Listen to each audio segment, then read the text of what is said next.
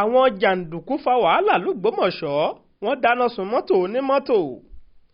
Dúkìá tí owó ẹ̀ kò mọ ní mílíọ̀nù náírà kékeré ló ṣòfò nígbà tí àwọn adàlúrú kan ṣàdédé kọlu àdúgbò ìsàlẹ̀ Olúgbọ́n nílùú Ògbómọ̀ṣọ́ lóru mọ́jú ọjọ́ àìkú Sunday tí wọ́n sì dáná sun ọkọ̀ méjì lẹ́ẹ̀kan ṣoṣo. Ọ̀pọ̀ àwọn olùgbé agbègbè ọ̀hún lẹ̀rù ń bà báyìí nítorí wọn kò mọ̀gbà tí àwọn tó hùwà ìkà yìí yóò tún padà wá pẹ̀lú bó ṣe jẹ́ pé gbogbo wọn ni wọ́n júbà ehoro tí wọn kò sì mọ ibi tí wọ́n farapamọ́ sí. Gẹ́gẹ́ b'Aláròyé ṣe gbọ́, ọmọ ọ̀kan nínú àwọn láńlọ́ọ̀dù àdúgbò náà wà lára àwọn amòòkùnṣìkà ọ̀hún.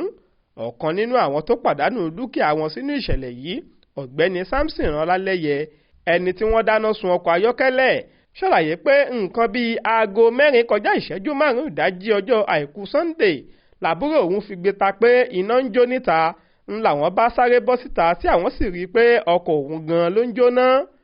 Ọlálẹ́yẹ, ẹni tó ń gbé ládùúgbò ilé ìtura Olúgbọ́n, ṣàlàyé pé a kàn rí i pé ọkọ̀ yẹn ń jóná ni, a ò mọ tó fà á.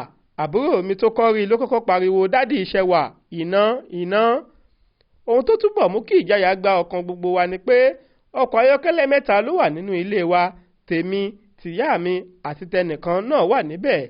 Ṣùgbọ́n ìgbìyànjú wa láti paná ọkọ̀ ọ̀hún ló já sí pàbó, níṣe ni iná jó tán.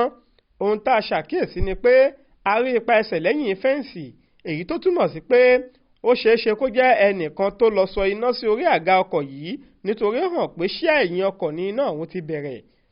Bó bá ṣe pé mọ́tò mi nìkan ni wọ́n dáná sun lọ́jọ́ náà ni, n bá rò pé bóyá níṣe ni mo ṣe ẹnìkan tí onítọ̀hún sì wá gbẹ̀san.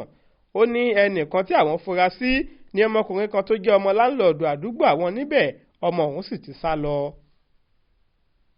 Ọláwálé Àjàó ló ṣàkójọ ìròyìn yìí fún iléeṣẹ́ Aláròyé Online TV. Jamiu Àbáyọ̀mí ló kà á sétí ìgbọ́ yín.